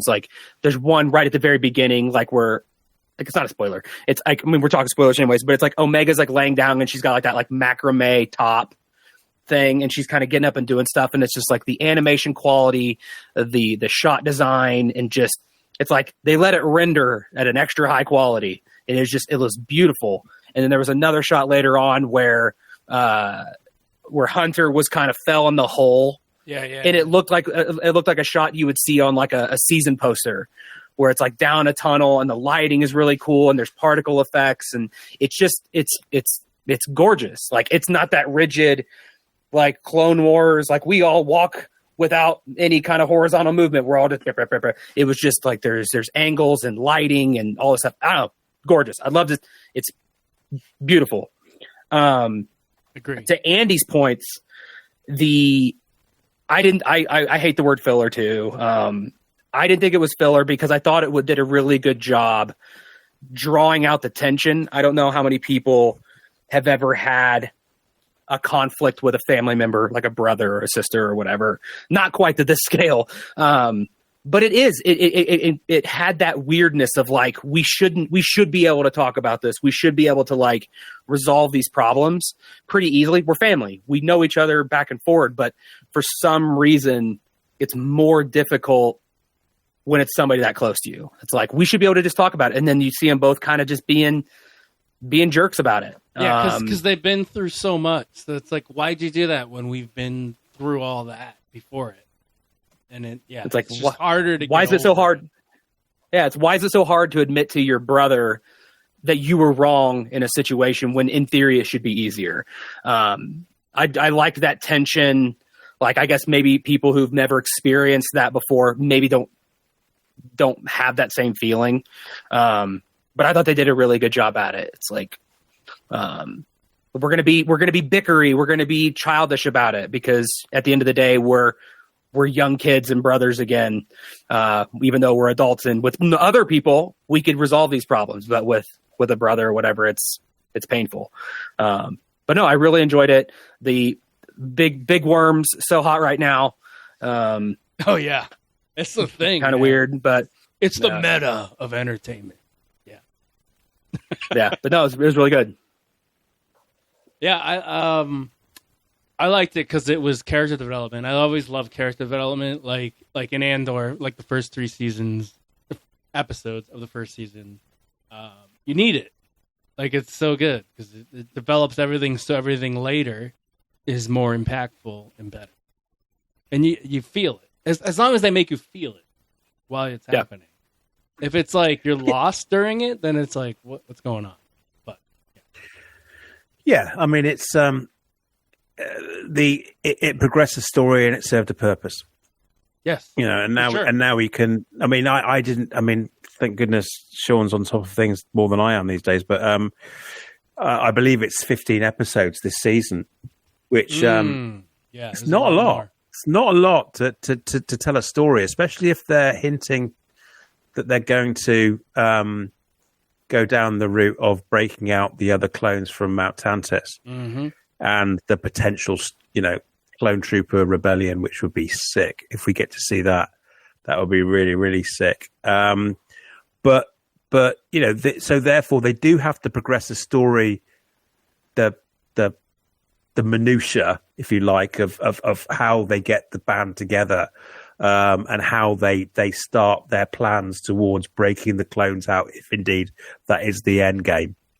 They have to get to that quite quickly, I would suggest. And so while I don't think it's in any way been rushed, I'm really happy that we're at a point now, as it episode 5, where they kind of Crosshair's now part of the team again. There may well be some distrust there. There may well be some niggling. It makes a great story. There's a little bit of friction there, but I'm glad that we're not spending 2 or 3 more episodes with Crosshair having to prove himself, having to explain himself, and so on and so forth. I mean, the best one obviously is Rekka, who just accepts him wholeheartedly. He just doesn't give a toss. It's Omega, like, Omega likes him. I'm fine. Yeah, exactly, and it's very cool in that respect. And now I feel as if, like, from episode 6 moving forward, it's all about, right, how do we get there? How do we get involved? How do we get Rex and his underground network involved? How do we break these guys out of Mount Tantis? How do we really shove it to the Empire and make them do one? And so that we can liberate as many of our brothers as we can, and hopefully keep them in relative security on the island planet. That's one thing that I was that is interesting about it. It seemed like there was a handoff almost, in a way, of it seems like Echo. Well, first of all, can we pour one out for Echo? Oh, yeah. Because Love Echo. how does that dude? Can somebody get him like a Pedialyte or get him in a Bacta tank? Like that dude is still He's like just pale looking. as fuck. Yeah. He's Yeah, real yeah. rough. It's like I feel real bad for him every time I see him. It's like, man, they did a number on that guy. Yeah. But all that to say, it's like I feel like they handed a little bit of that, like we're gonna find Tantus and we'll be back for the last 5 episodes to really kind of bring it all together. So I'm curious if they're gonna do 3 5-episode arcs, and now maybe this middle 5. This is my theory of like, is this where we're gonna get like Asajj shoehorned in here somewhere? Is this where we're gonna get Ed? I'm so proud of you. I said something in the car and I listened to the episode. You saw the person at the beginning of episode 3 by the elevator. I want to know who it is. It drives me nuts. It But does. they never addressed it. It's like, are they going to be in these next 5 episodes? Like, what's going to be this arc and problem? Because we know at the end it's going to be Tantus, clones, the gangs together. Like, where do we see it going? Yep. I'm excited. I've got a feeling that the next. Oh, it's not. Sorry, I thought it was. They're going to bunch a couple together, aren't they? I'm trying to find the schedule as we speak, which is really Wait, they're bad. going to release 2 at a podcast. time? Or... Sorry, it's not. So, yes, episodes 6 and 7 are both on March the 13th. So Oh, next cool. week, Okay. we've got episodes 6 and 7 together. Then we've got episode 8 on March 20th, 9 March 27, 10 and 11 both on April the 3rd. So we've got another. So in essence, after next week, we then got 2 weeks of single episodes, and then on April the 3rd, we've got another double episode, and then it's single episodes again, right up until the series finale on May the 1st. Sorry, it's clearly gearing up for that kind of. We got to close this down for something else from May the 4th. May the I'm 4th. guessing. Yeah. I'm guessing. Do we know what's coming up? Because I don't think. Cartoon Skeleton Crew, maybe? Or yeah, I don't. Cartoon wise, there's nothing we know. I feel like, but I thought they were. I thought they were series. Yeah. Because Skeleton Crew is Mandalorian timeline, correct? So Yeah. Bad Batch is way before that. I don't know why they would. You'd think they'd time the finale for May 4th or something, but Well, it's really strange because Acolyte is supposedly launching on the 5th of June. I'm so Which begs the- excited for that series. Yeah. Yeah. Me too. It's something. It's something a little bit different, and it's full of Force lore, which I know will make you very, very happy. There's a moment Indeed. in London when there was an illegitimate trailer that Ed was watching on his phone in our hotel room. I wished I'd filmed it. So it's just like, oh man, it's so good. I can't. Sorry. I can imagine what I said. Yeah. It's probably Yeah. way more than that and way inappropriate for this podcast. I'm asking. So I'm just speculating. So I'm not even speculating. I'm actually questioning why. I mean, clearly the schedule is wrapping up for the 4th of May. Sorry, May the 4th. But then you've got a whole month until Acolyte. So what is coming out? What are they May the 4th? Just Phantom Menace, right? Yes. Phantom Menace, and then probably promotional material leading up to the new series. Yeah, it just could be purely marketing, not anything story lore wise. Just a breather. Yeah, I guess. Seems I mean, weird, but I wish it would be. You know what I mean? Like, I don't know, but it's a business, so they're just probably spacing shit out. Yeah, you could be right. I would love for it to be lore wise. Like, we finish this and move on to something else. That'd be amazing. But Well, at the very least, it would be nice if they could fill the day and therefore the month, because we can rinse and repeat the whole thing. It'd be nice to be able to get the behind the scenes that we never saw for Andor. It'd be nice to see the behind the scenes that we've never seen so far for Ahsoka. It'd be nice to get those kind of, was it Disney Gallery? Content for May the 4th at the very, very least. That would be a nice treat. I do wonder the reception on those, if it's as good as they wanted, because they seem to be doing less of it. So they aren't as good. They're not as good in the later shows. Yeah. So I do wonder what their plan is going forward with that kind of shit. It's not shit. I don't think they can keep doing roundtables and like, here's the volume and here's directors and writers sitting around talking. I mean, there's some of us who love it, but after a while it does get like long in the tooth of like, you kind of get too low and not like theoretical, like, oh, we're trying to do practical effects and yada, yada, yada. It's like, yeah, but we're continuing a story.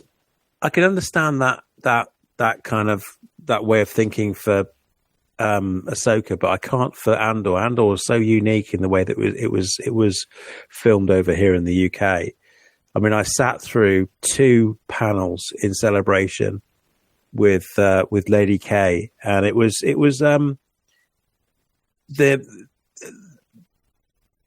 the whole process they talked about would fill a good 2 or 3 hours on its own and be unique as well, because it wasn't the volume. It was about, redressing existing locations in the UK, for example, which I found absolutely fascinating. But is that something Gilroy would even want to do? Like that to me is like the key of it. It's like, does he even want to sit and do that? Be like, talk shop with. I don't know, man. I mean, at the end of the day, it makes. I'm surprised if he wouldn't be keen on it, because he talks about it during Celebration. So I don't know. I don't know, man. No idea. Anyway, I love Gilroy. Same. That I love him too. I do remember Celebration. It seems like he was saying stuff that was maybe off script. Yeah, like Kathleen the normal sitting over there, like like cringing, like don't say too much. Yeah, well, he was also throwing in quite a few F-bombs as well. Certainly the ones that some of it that I was watching as well, and it was. I suspect there's 1 or 2 of the PR guys at Disney that were cringing at the time. Good guy though. Love to like sit down with him with a whiskey or something, right? Oh yeah, yeah, yeah. Whiskey and a bong. It'd be great. Hell yeah. Anything else on Bad Batch going? Oh, we just talked going forward, like Asajj. Yeah, I wonder how she's going to get introduced in this. It's going to be interesting. Do you think it's going to end? Do you think all of the stories and the stories of the clones and the Bad Batch are going to be wrapped up at the end of this? Or do you think May 4th will be a continuation of Omega and Wrecker? Or like, do you think this is it? Do you think this is going to be the nice little bow on the package that is the Clone Wars? I have a feeling it's gonna be like an Omega thing. Like it's gonna initiate an Omega like movie or TV series or something. Because I would love that, to be honest. Clone wise, I'm not sure they're gonna go there. Because there's a lot that can... They're around. There's so many of them. You can't just conclude it. Like, they're around. They're being... a lot of them are decommissioned, whatever the fuck. I don't know how they're doing it. They're posting them in random posts throughout the Empire on random outposts. I don't know. I remember reading a comic or something where they're on some, like, outpost and they're disposing of Jedi lightsabers. It's just, like, they're just there. Like, I don't know. We just stand here. But anyway, I think it's more of an Omega thing. I don't think it's a... I mean, they're going to include some of the clones, especially the Montantis ones. That's a big thing. But overall, don't forget, Ed, there is some connective tissue with Rebels. So if you think about in Rebels, we get to see McGregor, Rex, and Wolf living their best life in one of those walkers. And hunting worms, funny enough. Yes. Yeah, it's a theme. I think with the named guys, yes. Like the more common ones, it'll connect. But what I'm trying to say is that Echo currently works with Rex. They're clearly going back to do something with Matt Tantus. Then the series will close one way or another, and then there is a story to be told between A and B. Whether it's a little bit too long in the tooth and it's one step too far, I don't know. But my point being is they could continue the clone story quite legitimately after Bad Batch. They're not going to kill it, are they? They're going to fucking rinse it dry, mate. Yeah. Like, that's what I'm thinking. Like, I think they're just going to let it. Like we'll solve these clone situations. But there's clones around. Like, I don't know. Like.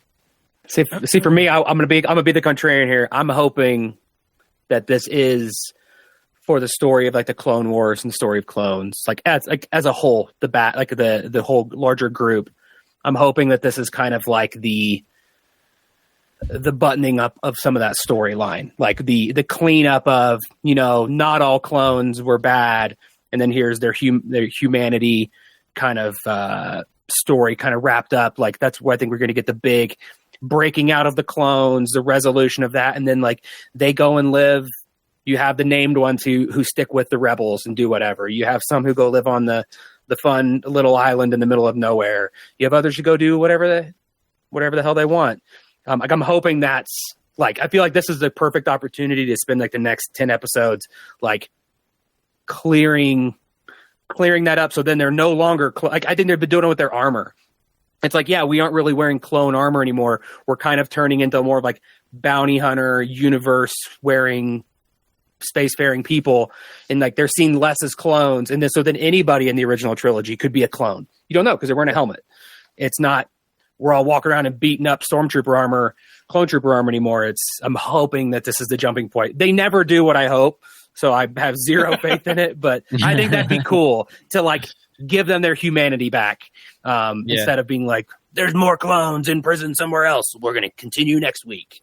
But that's just me. You could be right, man. Which is the reason why. Which, and if you are, then thank goodness they have accelerated as quite as quickly as they have so far to resolve the situation with Crosshair, because that's an awful lot to get over or to get told in only 10 episodes. So I hope if you are right, then great. I'm not sure I'd like it, but they could do like a thing where the Empire decides to just kill off all the clones, where it's like a genocide. Like it's not good. Obviously, it'd be bad, and then you got Bad Batch with X amount of clones trying to save him. Imagine if that's how it ended. The fucking kids show, it's just like final episode. I'm just saying, like I don't know. Comes out like. They capture Omega, turn her into a Death Trooper, and she's the leader of all the Death Troopers. It's like sad. That's very sad. But you think about the Empire, you wouldn't put it too far past them to just be like, you know what? Let's terminate them. I don't know. What if Order 66 was to kill all the Jedi, and then Order 67 to shoot yourself? Sorry. Yeah, you never. I got fucking dark. Yeah, I know. I'm sorry. I apologize. Order 69. You stand face to face and shoot another person. They shoot you back. That's Order 69. What is it? Anyway. Yeah. Who knows where it'll go? Anything else on Bad Batch? Put a pin in it, mate. Wrap this shit up. All right. Take it home. Just do Jimmy Pride, mate. Yeah. Punch it, Chewy. Thank you for listening. This has been an amazing collaboration with Ed's favorite podcast. Just chillin'. That I will listen to very soon. And I'm fucked. Yeah, I know. Anyway, thank you for listening. Cheers, everyone. Thanks for coming on, guys. See you later. Thank you. Bye. Bye, Sean. Yes, thank you guys for coming on. This party's over.